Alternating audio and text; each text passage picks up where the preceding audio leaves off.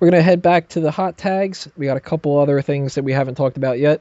One of which, a South African man took out a hijacker that was trying to rob somebody, his brother, I believe, with a bunch of wrestling moves. He speared the person, and then they did another one, and then the report that I had read didn't specify which move he actually done, but they did clarify that it was supposed to be that he knew this because of watching wrestling. So maybe he's really paying attention to Roman Reigns. I don't know. Did he do the 3D with his brother? It'd be hilarious. I just started thinking of other moves that it could have been, and just picturing a hijacking going on, and he pulls out tuning up the band. Oh, but did you hear about? Did you read that kayfabe news storyline about the guy that did a five knuckle shuffle in the fight and it didn't work? It just reminded me of that. What do you guys think about this? Like, people doing wrestling moves to stop a robbery. I mean, is that a good idea? We always hear about the bad stuff where people do moves and end up hurting somebody, and somebody gets killed or something because kids do it, and the whole "don't try this at home" thing. Apparently, you should do it if it's got a bunch of robbers because it'll work. Peyton? Well, you can always use my fit. Oh, go on.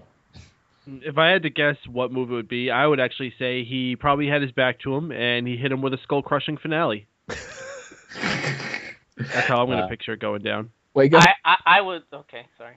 The best move you can use is Big Show's knockout punch. Shit, I don't know what move you could use in a fight without getting fucking totaled. But the one thing I don't recommend is start hulking up while someone's wailing on you. Imagine the hijackers are like, "Why is this guy not going down? What's the matter?" Yeah, and he points to them and goes, You tried to rob us." Miguel? I'm guessing it's either a tie between the Canadian Destroyer or Paul Burchill's old C4. Brian? I think he's just pick him up and then end up doing an F5. No. On a table. That only works on sharks. I got another one. Maybe when they was down, he started like running and jumping over the top of them repeatedly and bouncing off the walls as if they were ropes for the Ultimate Warrior splash. Maybe he just did 10 elbow drops in a row when they were down. or he ends up doing the ass-tastic. I don't think that there's like any move that wouldn't sound funny in this situation. Yeah, so how did you stop the perp? Well, I ended up giving an F5 and then I just gave an ass-tastic afterwards. I used Big Show's gun. Oh, as he was staring at my package. One of the more serious ones, there have been changes made to the wellness policy. And supposedly these changes were made a little while ago, but they went under the radar, and now the details are actually just coming out. One of them is that they have a $2,500 fine for being tested positive for alcohol. Another one is that you can basically get a doctor's note, and it's a little bit more relaxed than it used to be, where you had to have like tons and tons of proof. And right now it's kind of just, if the doctor says you can take the medication, then you can take it. So I don't know what's going on with that necessarily. And another thing is that they have a redemption program where if you end up saying that you need help, they don't give you a strike. And if you go through these kind of redemption procedures, you can get a strike taken away from you. So the people that have 2 strikes, they don't just keep those 2 strikes, and then if they get a third one, that's it, they're fired from the company. They can revert back to 1, and theoretically they can even revert back to 0. So this has a lot of implications for the people that had the 2-strike rule before, like Randy Orton. There you go, Randy's got the belt. We need to change the rules. Maybe, I don't know. That's the pessimistic way of looking at it. But of course, we don't know all the details. But just hearing these kind of things, what do you think about this? Is this a good step forward, or is this backtracking and trying to take care of some people that you kind of want to break the rules a little bit? What do you think, Peyton? This is awful. I mean, WWE was heralded for having one of the best drug prop policies in any sports industry. And now to institute something like this, what's the point of even having strikes? You know, if you could just make something not count as a strike or just take strikes away, what's the point of having them? Yeah, I agree. Brian? It's just a joke now. Ridiculous. Totally and utterly ridiculous. I agree with Payton. It's you don't do that. This is basically opening the door to every asshole who wants to juice up, and after they get caught, oh, I want help. I'm addicted to steroids and growth hormones. That's why my pee-pee has shrunk. It's stupid, and the whole de-elevating focus of smaller guys in order to set this thing in motion pisses me off, and it's another reason why the business is going down the shitter. Miguel? I think it's unfortunate, and I think you're going to see a lot of big stars abusing this, whether it's because they're savvy or because WWE says, hey, you might want to take advantage of this little loophole of ours so we don't have to take the belt off of you. But I think we're going to still see people getting tagged with the wellness policy. I think you're going to see a lot more of the mid-card guys, though. I've said it before. I think now you're going to see a lot more main eventers using this. You're going to see a lot more sacrificial lambs from the mid-card just to show, like, hey, this whole thing isn't a joke. Look, we just suspended Yoshitatsu, right? That's something. Now here's my question. Are they going to make when a person gets their strike eliminated by whatever means they have to do that? Is that going to be made public as well? I don't know. Or is that That's just going to a be very just kind of interesting like brushed under the rug, like, oh yeah, this person only has one strike now, no big deal. I think that they probably wouldn't mention it. And I think wouldn't that think they would might either. be a way for them to get around some other issues too. Honestly, though, I don't think this is the biggest issue that's going to come from this whole policy change. What do you think it is? I think I watch out for the next few months. You're going to see a lot of guys getting bigger, and that's because of testosterone replacement therapy. That thing is majorly abused in many different sporting leagues because basically you can get a note from a doctor if your testosterone goes low to get testosterone replacement therapy. And for those who don't know what it is, it's effectively a legal way of juicing. And I think you're going to see a lot of that because it's very hard to regulate unless they're being checked every fucking week. So they can just up it and then lower it if they think they're going to get tested. And they will have a doctor's note, and they can get it through WWE by the sounds of it too. So, I think that's going to be a real problem. So watch for some of the guys to maybe look a bit bigger. Correct me if I'm wrong, Wago, but isn't this a big issue in the MMA business now? Yeah, especially with guys like Vito Belfort. They're trying to regulate. Dana White's excuse is we regulate it through the government, but at the end of the day, the government's shit. WWE's got a better policy, so maybe they can do something about it. All right, guys, we have our first caller of the evening from 240 area code. What is your name? Where are you calling from? What's up? Oh, I think we lost him.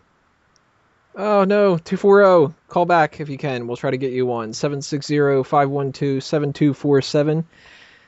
Tell us what you were thinking, if we can throw you on in the last few minutes that we have here. We're going to move along here with another hot tag. Shane McMahon at WrestleMania? Seems like it might be happening. And there's rumors that Triple H and Stephanie definitely want it to happen. So it's all up to Shane McMahon if that ends up being true. What do you guys think? I would love to see him back. It'd be a perfect plot point for this whole faction thing they've got going on at the moment. Having the sort of like the face guy come in and stand up for what's right. He'd be a great person to have for that. Apart from that, I don't know. I don't think he'll wrestle anymore. Not to the extent that he did before. But yeah, no, it's all good. I love Shane. He's one of my favorite authority figures on the show, and I hope that he does come back at some point.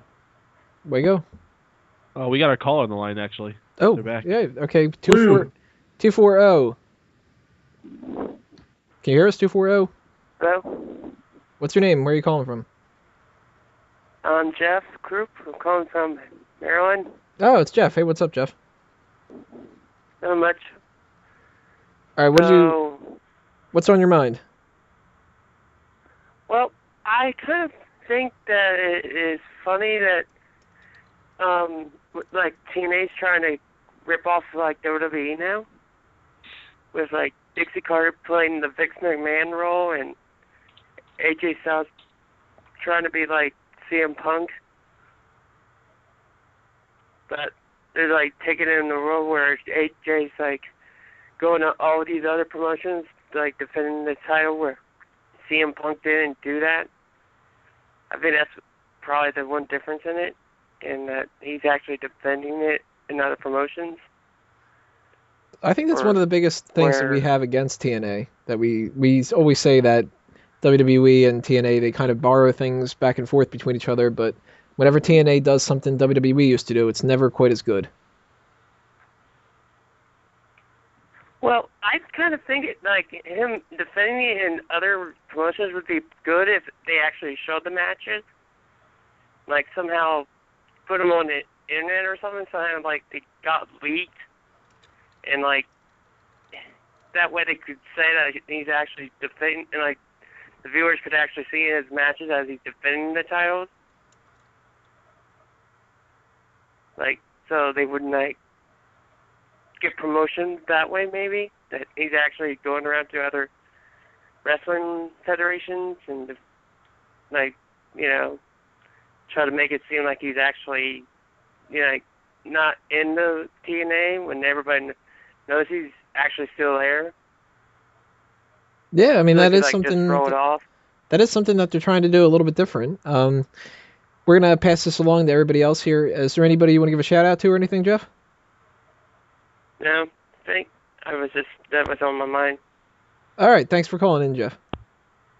All right. All right, guys. What do you think about the situation with AJ Styles? Is this a little bit too much like CM Punk, or do you like this idea that he's defending the title? Peyton? I don't really care. I've completely lost interest in TNA. I'm at that point, like post Starrcade 1997 WCW, where I really don't care at all. Honestly, I don't even want to talk about it. It's done. No more TNA. You lost faith in WCW in '97. Yep. Wow. He lost faith before it was cool. Yeah, hipster.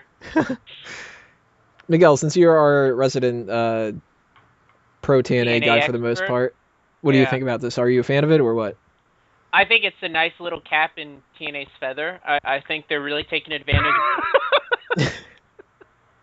I think a nice little feather in TNA's cap is what I meant to say. I'm dyslexic tonight, apparently. I was just trying to picture like someone trying to fit a cap on a feather. TNA would do it backwards. They did the backwards Royal Rumbles. Yeah. Oh boy, that was embarrassing.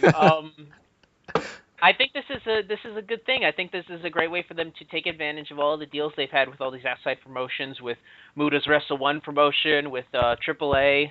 I do think this is something WWE should have allowed, at least with something like a Ring of Honor, or even some little no-name indie federation that they really don't have to worry about really taking too much advantage of it. You know, I know they did that thing where they had Punk appear at that one indie promotion. I forget what it was called, but he appeared at that one show. I think one of the wrestlers had like a mental disorder or something, and he gave him kind of a thumbs up. But I think this is interesting. If it were any other promotion, it'd be a really big positive. But I think it's too little, too late for TNA in terms of getting any buzz off of it. I think it's going to be great strengthening the relationship between these companies, but I don't see this getting them much press outside of that. Burhan? Yeah, I'm a pain. I don't really give a shit. At the end of the day with TNA, it's too little too late with everything they've done. There's no point them even going this road. It's like, oh, Dixie's the big heel now. And what else is new? Dixie's a twat. Yes, we know. I don't legitimately... The thing about Vince, people actually hated Vince. No one hates Dixie. They feel sorry for her. It's a difference. Wago? I think they're doing what WWE should have done with Punk, but here's the thing. No one gives a shit about AJ Styles, and it's not mainstream, so no one gives a fuck. So I get what they're doing, and it's not bad booking, which is fucking new from TNA. But it's just it's in a situation where it's not going to matter.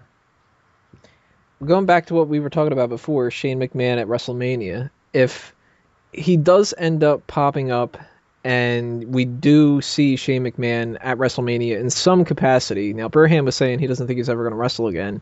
I would agree. I don't think Shane is going to wrestle. Let's take that topic. Does anybody here think he actually will? No. He might do like a match at some point. I don't think that's going to be his big return.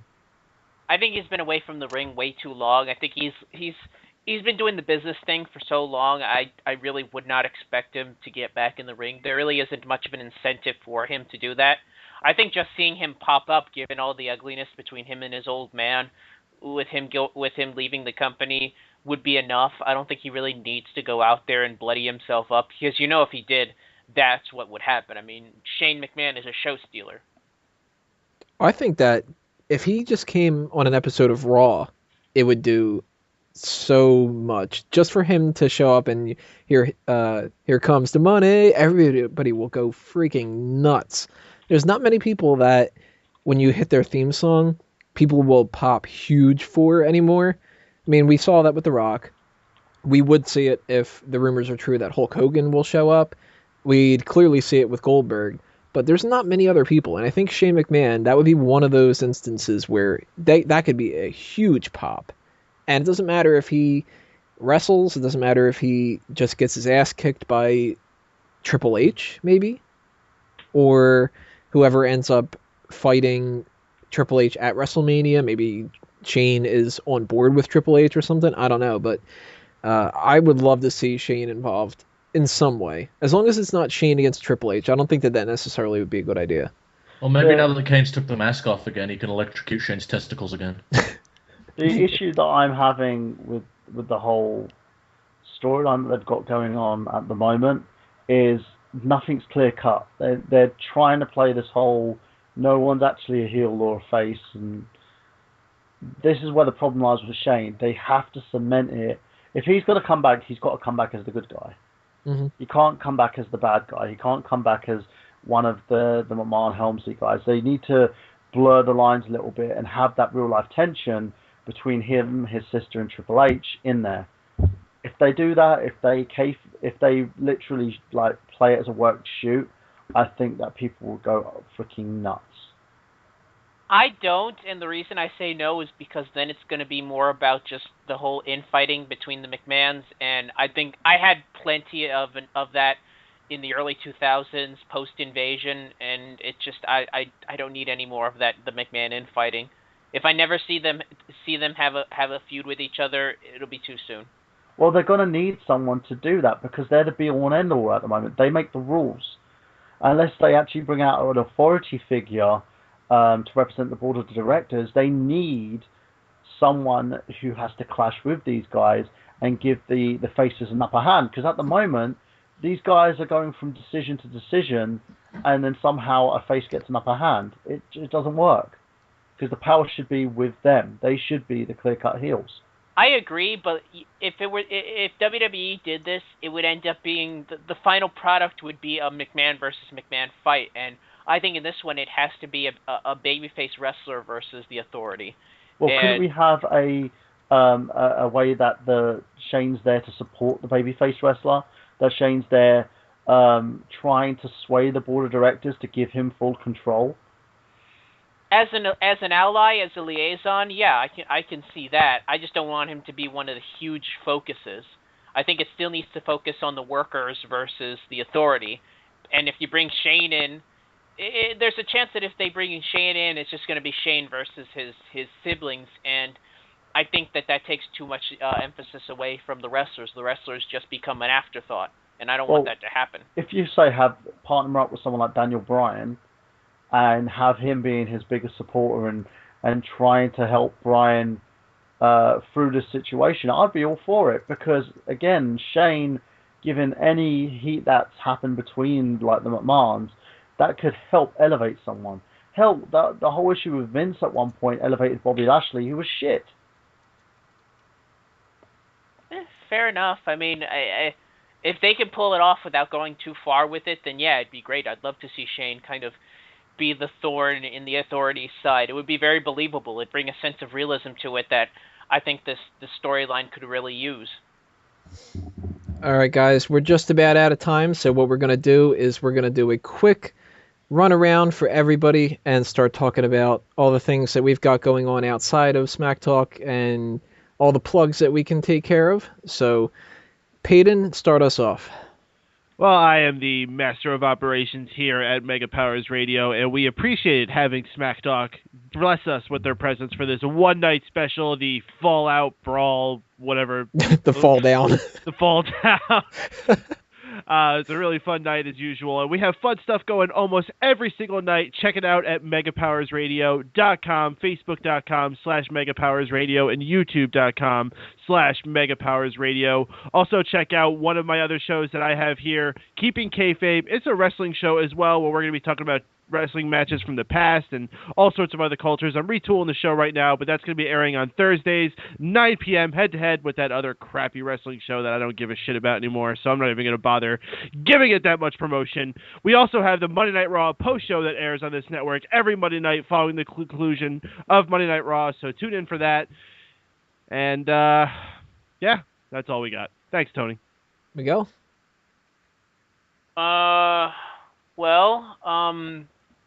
I guess I could just plug fanboysanonymous.com, plug my blog, 90s Kid Presents. I'm still working on that second part of the top 16 games list that I'm working on. I've also been working on the stuff for This Job for Hire, which is Michael Burhan's original TV series, Suck on That, Chris Jericho.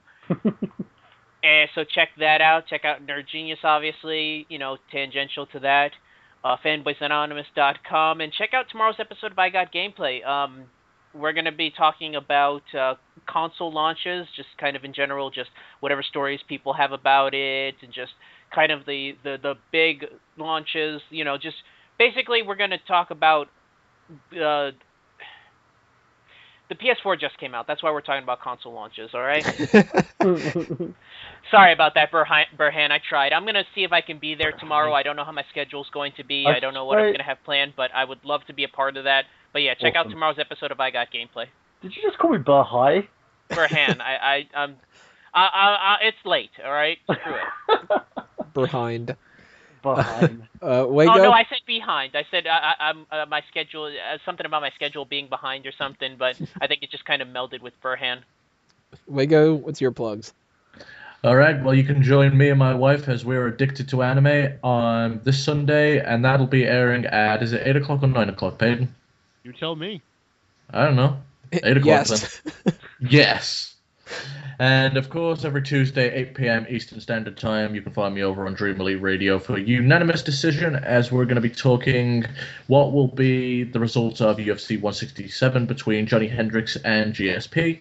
I myself have got Hendricks winning that. Brandon Legan has got GSP, so we'll see who gets to rub it in whose face. And Behind himself. Burhan, what are your plugs? As always, guys, check out I Got Gameplay, 8 p.m. Saturdays. Heavily plugging that at the moment. We're doing really, really well in terms of our listeners. So thank you, everybody that's basically been tuning in. We've had some great shows going on. Make sure that you check out This Job for Hire, as Miguel said. We've got episode 3 coming up. I'm going to be shooting it on the 23rd. Hopefully have it up by the 28th. I'm doing some exciting projects at the moment with Enigma Entertainment. We're being commissioned to do a Turkish series, which is going to be happening. Got to go and put the plans in through that. Have a pitch that I've actually introduced as well as part of the company to a big company in regards to a comic book series. Stay tuned for that. I'm going to find out. I'll let you guys know what's happening in terms of that eventually if it goes through. We're just on the planning stages at the moment. And make sure you check out www.fanboysanonymous.com, where for everything geek, of course, they host I Got Gameplay. They have loads of articles that I've actually released out on there as well, including some short articles, some good stuff. I've got an article that's killing it this month on GTA Online and a glitch that's still being used. I haven't actually plugged it yet. Eventually, I think they will. Pretty much that's pretty much it, guys. And again, thank you for supporting Mega Powers Radio, I Got Gameplay, and Genius, Enigma Entertainment, Fanboys Anonymous, etc. Thanks for supporting that, because you guys, without you, there'd be no us. All right, guys. As always, there's the Sign Me Up initiative. Bring a Smark Out moment sign to any kind of wrestling event. Send me a picture or video of it, and I'll put it up next week on the episode of Smack Talk, as well as on the website, smarkoutmoment.com. Looking for those writers, so send me those emails if you're interested. Check out everything else with A Mango Tree, including Fanboys Anonymous for Everything Geek, and the YouTube channel for that, which we will be relaunching, youtube.com/fanboysanon, A-N-O-N. So suck on that, YouTube. Exactly. Remember that you can send in your monthly mailbag questions for next month, which we will be doing when we cover the TLC pay-per-view predictions. Our next episode of Smack Talk is going to be covering Survivor Series pay-per-view predictions. But all in all, that is going to knock us out for this Fallout Fest live edition of Smack Talk. This has been yet another Smark Out moment, and we're being counted out. Adios, everybody.